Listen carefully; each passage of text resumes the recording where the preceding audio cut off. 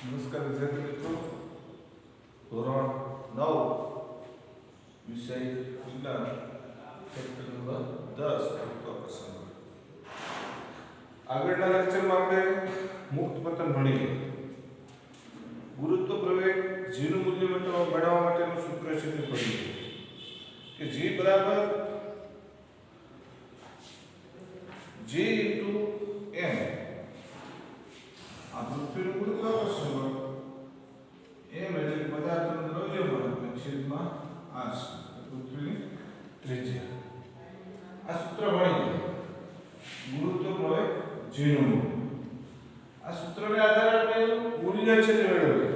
તો ગુરુત્વ પ્રવેગ g નું મૂલ્ય છે તે કેટલું મળશે? કે g નું મૂલ્ય જોઈએ આપણે અહીંયા g m અને r ના મૂલ્ય મૂકીએ તો g નું મૂલ્ય છે તે મળે. તો g શું છે? તો કે g એ સાર્વત્રિક ગુરુત્વાકર્ષણ અચળાંક છે. અને g છે તે સાર્વત્રિક ગુરુત્વાકર્ષણ અચળાંક. એમ કે પૃથ્વીના સંદર્ભમાં હોય, પૃથ્વીનું દ્રવ્યમાન છે.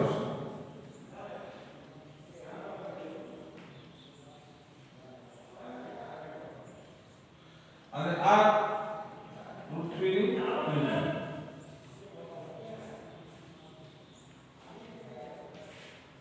એટલે કે ગુરુત્વ પ્રવેગ g બરાબર g કેપિટલ M છેદમાં r નો વર્ગ આવશે. કે સાર્વત્રિક ગુરુત્વાકર્ષણ અચળાંક છે એની કિંમત આપણે ખબર છે કે 6.7 10 ની -11 newton metre kg metre square પ્રતિ કિલોગ્રામ વર્ગ. આવી રીતે પૃથ્વીનું દ્રવ્યમાન છે 6 × 10⁻²4 કિલોગ્રામ. 6 × 10⁻²4 કિલોગ્રામ આ પૃથ્વીનું દ્રવ્યમાન છે. આવી રીતે પૃથ્વીની ત્રિજ્યા છે r, એની કિંમત છે 6.4 × 10⁶ મીટર. આ છે અચળ છે, સાર્વત્રિક અચળાંક. એની કિંમત છે 6.7 × 10⁻11 ન્યૂટન મીટર સ્ક્વેર પ્રતિ કિલોગ્રામ વર્ગ. આવી રીતે પૃથ્વીનું દ્રવ્યમાન છે 6 × 10⁻²4 કિલોગ્રામ. અને પૃથ્વીની ત્રિજ્યા છે 6.4 × 10⁶ મીટર. આ કિંમતો આ સૂત્રમાં મૂકીએ તો g બરાબર કેટલા મળશે? g બરાબર g કેપિટલ G એની કિંમત કેટલી આવશે? 6.7 × 10⁻11 ગુણ્યા m 6 × 10⁻²4 અને છેદમાં r 6.4 × 10⁶. એનો શું છે? વર્ગ છે. આનો વર્ગ. એટલે કે આનું જો સાદુરૂપ આપવામાં આવે કેલ્ક્યુલેટરથી, આ ઘાતાંકનું આ બધા ગુણાકાર કરે એટલે સાદુરૂપ આપવામાં આવે તો કેટલા આવશે? 9.8. 9.8 જેટલું છે તે મળે. આ 9.8 છે મીટર પ્રતિ સેકન્ડ અથવા m s - 2. આમાં ધ્યાન રાખો સમયનો છે વર્ગ છે, મીટર પ્રતિ સેકન્ડ. એટલે કે g છે ગુરુત્વ પ્રવેગ g છે એનું મૂલ્ય છે તો અચળ લેવાનું મીટર પ્રતિ સેકન્ડ. એટલે કેટલું હોય? 9.8. 9.8 એટલે કે આ છે અચળાંક છે. ધ્રુવો અને વિષુવવૃત્તીય પ્રદેશ પર થોડો ફેરફાર છે તે જોવા મળતો. હવે પૃથ્વીની સંપૂર્ણ ગોળ નથી. પૃથ્વી છે એ કેવી છે? સપાટીના પર નથી, પૂરેપૂરી ગોળ નથી. પૃથ્વીની ત્રિજ્યા ધ્રુવથી વિષુવવૃત્ત તરફ જતા વધતી જાય છે. એટલે ધ્રુવ તરફથી વિષુવવૃત્ત તરફ જાવ તો ત્રિજ્યા છે એમાં વધારો થાય. તો ત્રિજ્યામાં વધારો થાય તો આ કિંમત છે એમાં પણ વધારો અને ઘટાડો થાય. તરફ જતા વધતી એટલે જેનું મૂલ્ય ધ્રુવો પર વિષુવવૃત્ત સાપેક્ષમાં વધુ. ધ્રુવો પર કેવું મૂલ્ય વધારે હોય અને વિષુવવૃત્ત પ્રદેશમાં થોડું ઓછું. પણ આપણે અચળ લેવામાં આવે. કેટલું લેવામાં આવે? તો કે પૃથ્વીનો ગુરુત્વ પ્રવેગ છે g બરાબર 9.8 મીટર પ્રતિ સેકન્ડ સ્ક્વેર જેટલો લેવામાં આવે છે. એટલે કે આવી રીતે ગણતરી છે તે કરી શકાય. એના પછીનો ટોપિક આવે તે પૃથ્વીના ગુરુત્વીય બળને અસર હેઠળના પદાર્થોની ગતિ. કે પૃથ્વીનું ગુરુત્વીય બળ છે આ 9.8 એની અસર હેઠળ પદાર્થ છે તે કેવી રીતે ગતિ કરતો હોય છે? તો એના માટે આપણે છે તે કોઈ પ્રવૃત્તિ કરી શકીએ કે 1 કિલોગ્રામનો પથ્થર અથવા એક વજનદાર પથ્થર છે એને મૂકીએ અને એક પીછું છે પક્ષી એને મૂકીએ તો શું થશે? જમીન ઉપર પહેલા કોણ પડશે? તો કે વજનદાર વસ્તુ અથવા પથ્થર છે એ પહેલા પડશે. પીછું છે હલકું છે તેથી ધીરે ધીરે પડશે. પણ બંનેના ઉપર ગુરુત્વ પ્રવેગ છે તે કેટલો લાગતો હોય? 9.8. તો આમ શા માટે જોવાનું? એક વસ્તુ છે આપણે એક ચોક છે અને આ ડસ્ટર છે બેને એક સાથે છોડીએ આવી રીતે મુક્ત પતન કરાવવામાં આવે તો એક વસ્તુ વહેલી પહોંચે ને એક છે એના કરતા વધુ સમય લેશે. એનું કારણ શું હોય? તો કે પદાર્થનું દ્રવ્યમાન છે ને ગુરુત્વ પ્રવેગ પર અસર કરતું નથી. પદાર્થનું દ્રવ્યમાન એટલે કે દળ જે આપણે માટે ભણવાના છે.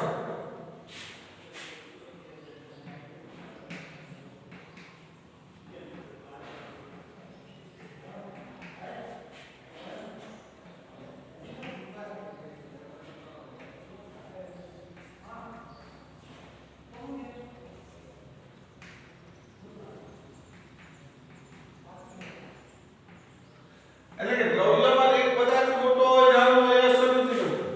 પદાર્થ છે પોલો છે સાંકળો છે એ નથી અસર કરતો. તો કોણ અસર કરે? કારણ કે બધાને ખેંચવાની ગુરુત્વ પ્રવેગ તો કેટલો હોવાનો છે? 9.8. તો આવું શા માટે થાય? તો કે આપણે જો શૂન્ય અવકાશમાં એક કોઈ વજનદાર પદાર્થ અને એક હલકો પદાર્થ જો મૂકી દઈએ તો બંને એક સાથે જમીન ઉપર આવશે.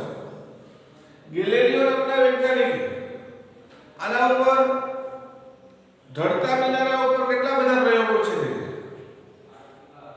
અને એને જોયું કે પદાર્થ છે એનું દ્રવ્યમાન છે તેના ઉપર અસર નથી કરતું. ગુરુત્વ પ્રવેગ ઉપર કોણ અસર નથી કરતું? પદાર્થનું દ્રવ્યમાન. તો કોણ અસર કરે? કે વાતાવરણનું ઘર્ષણ બળ અથવા હવા છે તે અસર કરતી હોવી જોઈએ. કે આપણે એક લોખંડનો ટુકડો લઈ લઈએ એક પીછું લઈ લઈએ બંનેને એક સાથે મુક્ત પતન કરાવીએ. મુક્ત પતન થશે એકદમ એક સાથે છોડી દઈએ તો જમીન ઉપર પહેલા કોણ પડશે? જમીન ઉપર પહેલા છે લોખંડનો ટુકડો પડશે કેમ કે એને અવરોધનું બળ છે તે ઓછું લાગે. જ્યારે પીછું છે એનું અવરોધક બળ વધુ છે તેથી એને જમીન અથવા 9.8 ના આકર્ષણ બળથી પ્રવેગ તો પ્રાપ્ત કરે પણ અવરોધ બળ છે તેનો પ્રવેગ છે તે કેવો કરી દેતું? ઓછો કરી દેતું. શૂન્ય અવકાશમાં મૂકીએ તો જો દ્રવ્યમાન અસર કરતું તો શૂન્ય અવકાશમાં મૂકવામાં આવે બે વસ્તુ. તો જે વજનદાર વસ્તુ છે એ પહેલા પડવી જોઈએ અને હલકી વસ્તુ છે એ પછી પડવી જોઈએ. પણ એવું જોવા મળતું નથી. કે નાનું એવું પીછું હોય ને ગમે એટલો વજનદાર પથ્થર હોય એને શૂન્ય અવકાશમાં એક સાથે મૂકવામાં આવે તો પણ બંને છે એક સાથે ગતિ કરે અથવા બંને સરખી મુક્ત ગતિ કરતો પ્રવેગથી ગતિ કરતા હોય છે. એનો મતલબ શું બતાવે કે ગેલિલિયોએ એવું નક્કી કર્યું કે દ્રવ્યમાન છે ગુરુત્વ પ્રવેગ ઉપર અસર કરતું નથી પણ એના ઘર્ષણ બળ છે બીજા જે બળ લાગતા હોય હવા દ્વારા એ બળને કારણે પીછું છે ધીરે ધીરે જમીન ઉપર પડે છે. એટલે કે વિદ્યાર્થી મિત્રો આના માટે આપણે જોઈએ કે આપણે જાણીએ છીએ કે મુક્ત પતન કરતા પદાર્થના પ્રવેગનો અનુભવ છે. પદાર્થ દ્વારા અનુભવતો પ્રવેગ તેના દ્રવ્યમાન પર આધાર રાખતો નથી. એનો અર્થ એ થયો કે પદાર્થ પોલો હોય નક્કર હોય મોટો હોય કે નાનો હોય એક સરખા દરથી નીચે તરફ પડવો જોઈએ. જો દ્રવ્યમાન અસર ન કરતો હોય તો આ ચોક અને રસ્ટરને નીચે મૂકીએ તો બંને છે તે એક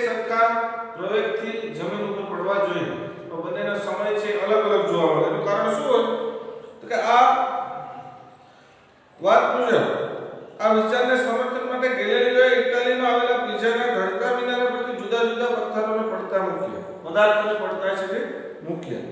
પૃથ્વીની નજીક જેનું મૂલ્ય અચળ હોવાથી અચળ પ્રવેગી ગતિના સમીકરણ મુજબ કે પૃથ્વીની નજીક તો દરેક પદાર્થની પ્રવેગ ગતિ કેવી હોવી જોઈએ? સમાન હોવી જોઈએ. તો અવરોધક બળને લીધે છે એક પદાર્થ વધુ ગતિ કરે ને એક પદાર્થ છે તે ઓછો ગતિ કરતો હોય છે. પ્રવેગ એ માટે આપણે પૃથ્વીની નજીક જેનું મૂલ્ય અચળ હોય અચળ પ્રવેગી ગતિના સમીકરણ, અચળ પ્રવેગી ગતિના સમીકરણ આગળ આપણે ભણીશું. આ ત્રણ સમીકરણ છે.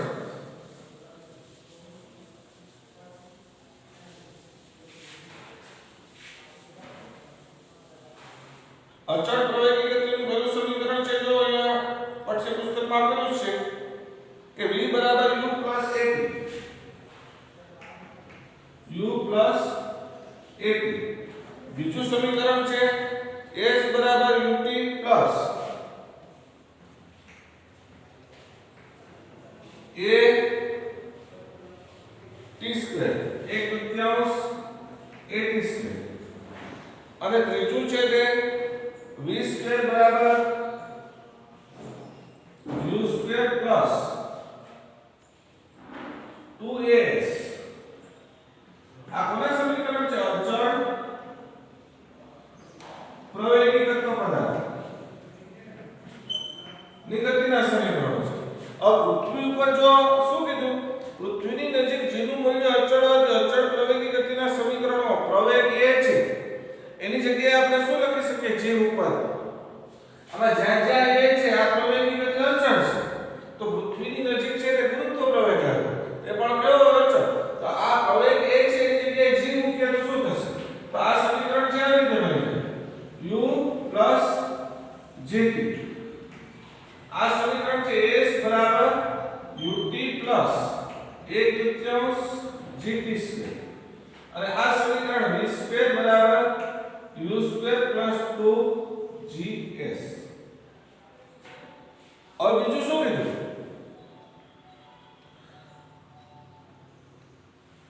જ્યાં a છે u અને v અનુક્રમે પ્રારંભિક અને અંતિમ વેગ છે. u અને v છે u છે કે પ્રારંભિક વેગ છે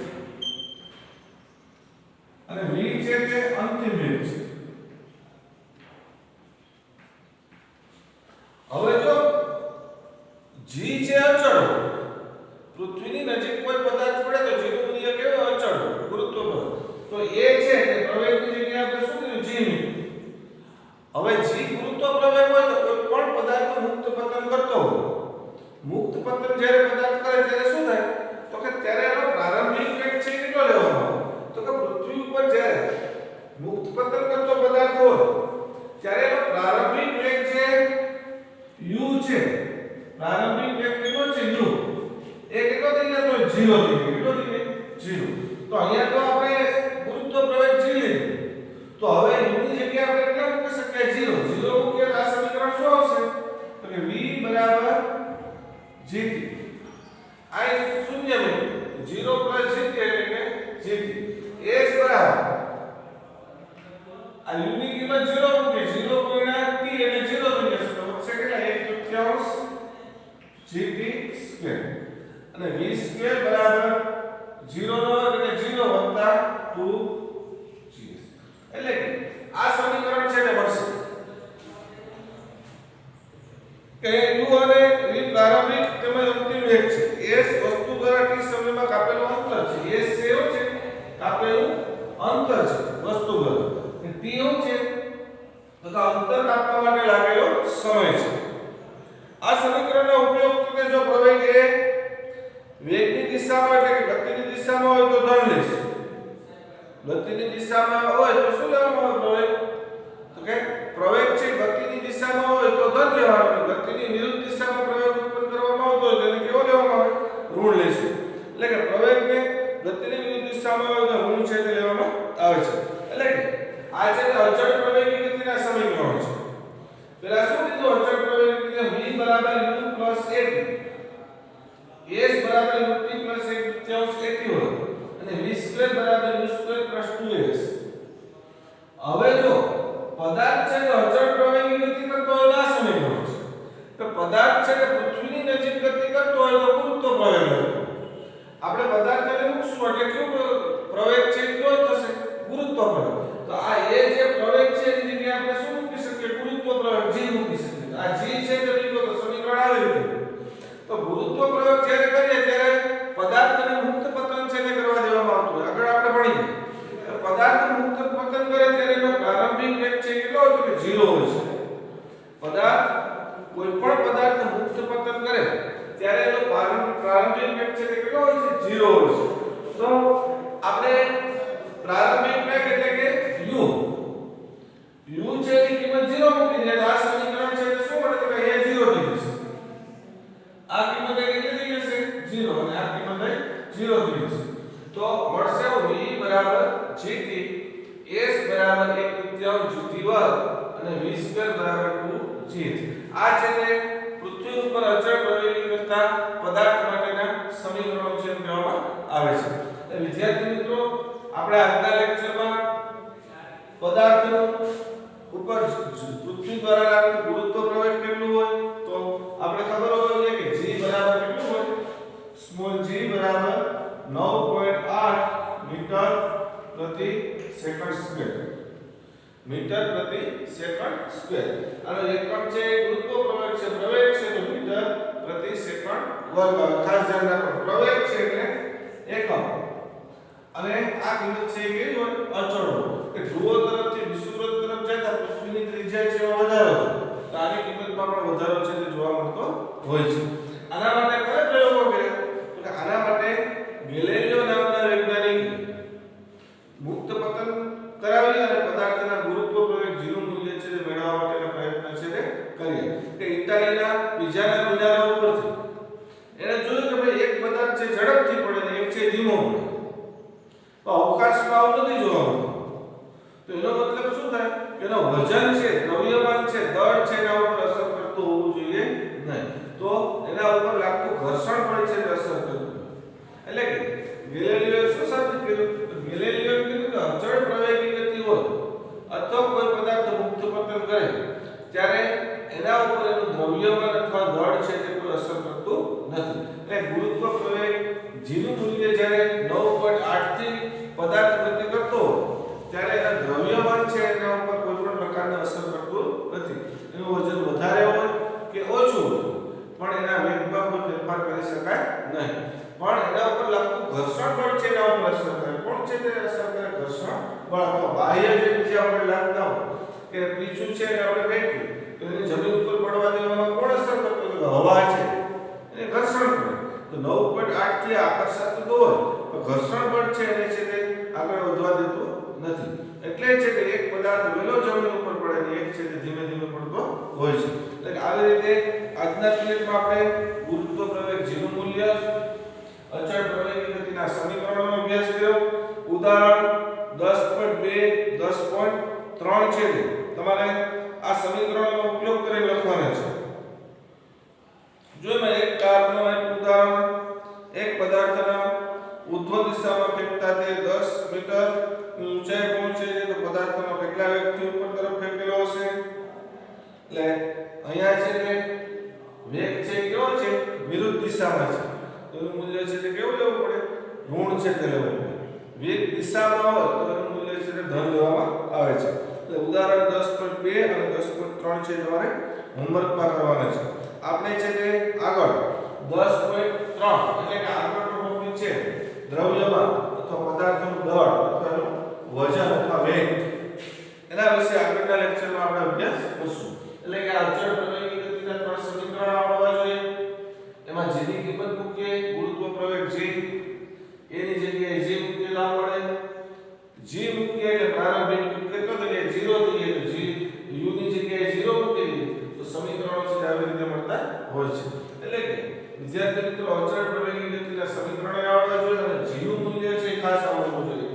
MCQ પ્રકારના પ્રશ્નોમાં g નું મૂલ્ય છે તે પૂછે કે પૃથ્વીનું ગુરુત્વ પ્રવેગ કેટલું છે? તો આપણે ખબર હોય છે 9.8 મીટર પ્રતિ સેકન્ડ સ્ક્વેર. એનો વર્ગ અથવા એનો એકમ એનું છે. તો એકમ તો કે આ છે પ્રવેગ છે